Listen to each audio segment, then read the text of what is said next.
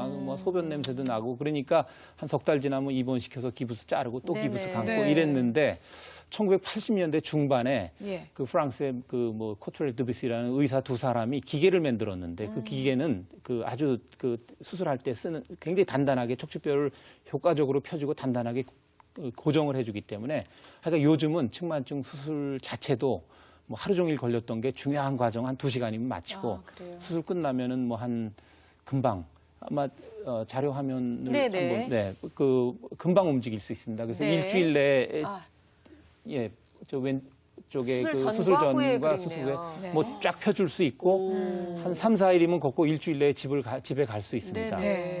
선생님 저거는 왜 근데 하얗게 유난히 하얗게 보이는 거는 뭐가? 저게 이제 그 척추뼈 하나하나마다 이렇게 나사못이 들어가서 이게 고정을 해주는 건데 저게 타이타늄으로 만든 나사못인데 저건 몸에 한번 들어가면은 뺄 필요 없습니다. 마치 저거 빼는 경우도 봤는데 철근 콘크리트 건물을 짓고 철근만 빼내지 않듯이 빼낼 필요 없고 우리 몸의 일부분이 되고 살아가는데 문제가 전혀 없는데 참 재밌는 것은 저 측만증 수술 저런 나사못 수술을 주도한 나라가 우리나라라는 사실입니다. 아마 여러분 시청자분들 믿지 않으실 텐데 이건 사실입니다. 사실은 제 선생님 그 석세일 교수님 지금 이제 은퇴하셔서 80이 지나신 분인데 그분이 한 1990년대 중반부터 나사못이란 기계는 아까 얘기했지만 프랑스 의사들이 만들었지만 그걸 측만증이라고 뒤틀리고 막 이런 척추뼈에다가 이렇게 작아서 수술하기 시작했는데 처음에는 아우 저런 위험한 수술을 하냐 그랬는데 요즘은 전 세계가 저게 표준 수술이 돼서 우리나라에서 많이 배우고 갑니다. 그런데 80%가 여학생이라고 말씀을 하셨어요. 여학생 하면은 또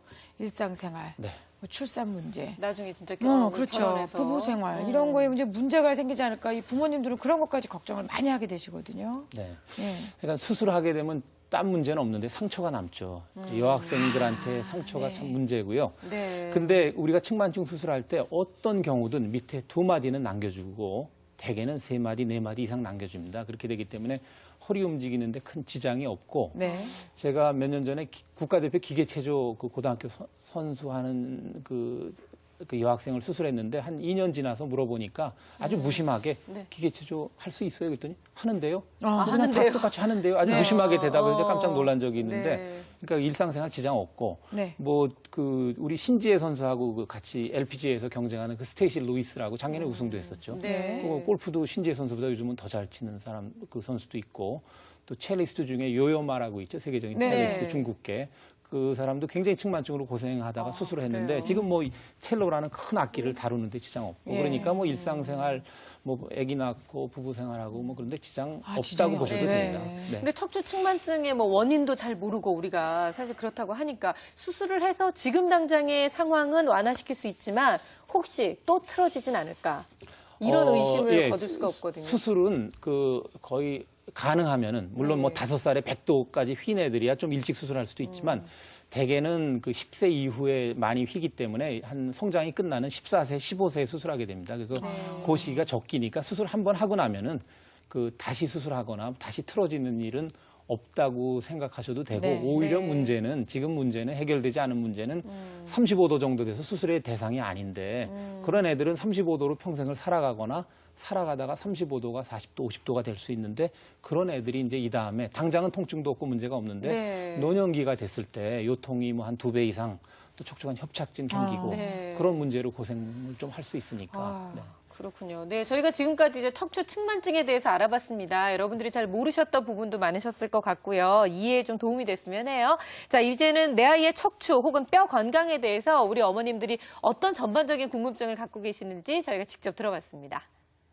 요즘에 아이들한테 뭐 허리나 아니면 바른 자세를 잡아준다는 그런 제품들이 많이 나오는데 그런 신발이나 어떤 그런 그 책상이나 의자 같은 제품들이 과연 효과적일까 그런 질문이 들더라고요. 네, 저도 사실은 다른 건 모르겠는데 의자 욕심 냈습니다. 뭐 이렇게 허리가 이렇게 움푹 들어가서 애가 앉으면 뭐 발이 닿고 뭐 이런 얘기가 있어서 좀 큰맘 먹고 산 의자도 있고요. 뭐 책상도 요즘은 이렇게 내려서 보면 허리가 아프다고 책상을 이렇게 들어 올리는 책상도 있더라고요. 선생님, 근데 이게 정말 이렇게 투자를 해도 될 가치가 있는 건지 궁금해요. 그러니까 저 개인적인 의견은 뭐 그냥 일반적인 거 써도 큰 차이 만들지 않고요. 예. 그런 어떤 광고에 나오는 거, 뭐 요새 뭐 키 늘리는 기계니 뭐 허리에 좋고 이런 거 많이 많죠. 나오는데 예. 저는 개인적으로 그런 게 과연 뭐 키 늘리는데 도움이 되냐, 신발을 신으면 성장 호르몬이 더 나온다. 네. 그래 검증이 됐냐, 검증됐다 그렇죠. 그러는데 그건 그 사람들 그거 파는 사람들 입장에선 검증이 됐지만 네. 검증이라는 거는 그런 거랑 관계없는 제3자가 객관적으로 과학적으로 봤을 때 검증이 됐냐 대개는 검증 안 됩니다. 그래서 참 그런 걸 보면서 그 어떤 사람이 우리 뭐 달인을 말하다 뭐 그런데 보면 뭐 김병만 씨가 이거 무슨 뭐 그 한석봉 네. 선생 어머니가 쓰던 형광펜이다. 뭐 이건 스티브 잡스가 입던 청바지다. 그러면 그게 사실이냐? 검증을 누가 해야 됩니까? 그 사람들이 해야 됩니까? 아니면 옆에서 보는 사람이 해야 그렇죠. 됩니까? 제가 보기엔 그 사람들이 해야 되는데 지금 이런 뭐 제품이나 이런 거는 옆에서 보는 사람들이 검증을 해가지고 사실 네. 아니다라고 하기 전에는 누구도 알 수가 없는 게 거죠. 문제죠. 네네. 네. 자, 그렇다면 척추 건강을 위해서 선생님께서 좀 제안해 주실 수 있는 바른 자세랄까요? 그런 건 어떤 게 있을까요? 제가 이제 그 애들 보면서 제일 많이 듣는 얘기가 바른 자세 뭐 가져라. 근데 저는 항상 얘기합니다. 바른 자세라는 건 없다. 네. 애들이 뭐 공부하다가 어떤 애 보면 이렇게 앉아서 하다가 엄마가 야단치면 앉아서 하다가 또 조금 지나면 삐딱 이렇게 엎드려가지고 앉고 뭐 이러고. 엎드려도 하고. 근데 네. 그거는 그 아이는 아직 골격이나 근육이 성장이 안 됐거든요. 그런 상태에서는 개가 취하는 자세가 가장 경제적인 자세입니다. 그러니까 그런 경제적인 자세를 취하다가 골격이 커지고 근력이 늘어나면은 다 네. 우리 같이 정상적인 자세를 갖게 되니까 네. 엄마가 너무 애한테 그런 걸로 잔소리해서 스트레스 주지 마시고 네. 차라리 꼭 좋은 자세를 갖고 싶다면 그 어른도 마찬가지입니다. 우리 디스크 환자나 요통 환자들한테 주의 주는 게 한 자세로 있지 말고 좀 방정맞게 자꾸 움직여라.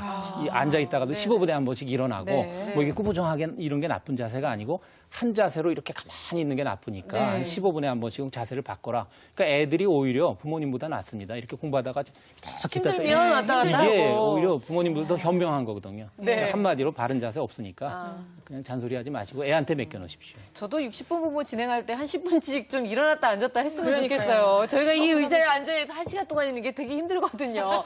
제가 가끔씩 이렇게 자세가 흐트러지더라도 좀 이해해 주시고요. 자, 다음 어머니의 질문 들어보겠습니다. 우리 아이가 허리가 아프다고 해서 혹시 꾀병이 아닌가 하고 유심히 지켜봤습니다. 그런데 샤워할 때 이렇게 보니까 정말 육안으로 보기에도 허리가 조금 휜 것 같더라고요. 그래서 병원에 가서 사진을 찍어보니까 허리가 조금 휘었다고 하는데 병원에서 교정치료나 운동치료를 하면 키도 커지고 하다는데 정말 그게 효과가 있는지 궁금합니다.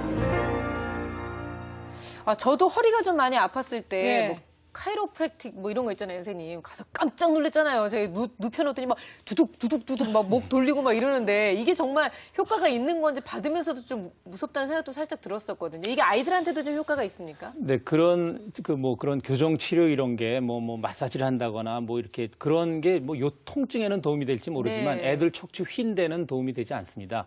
그러니까 근데도 많은 분들이 관찰하자 그러면 아무것도 하는 게 없으니까 그런 치료를 찾는데 이렇게 생각하시면 됩니다. 우리가 얼굴이 넓적한 애를 좀 네. 갸름하게 해주겠다고 매일 성형외과 다니면서 눌러주는 교정 치료를 한다고 갸름한 얼굴이 되지 않겠죠?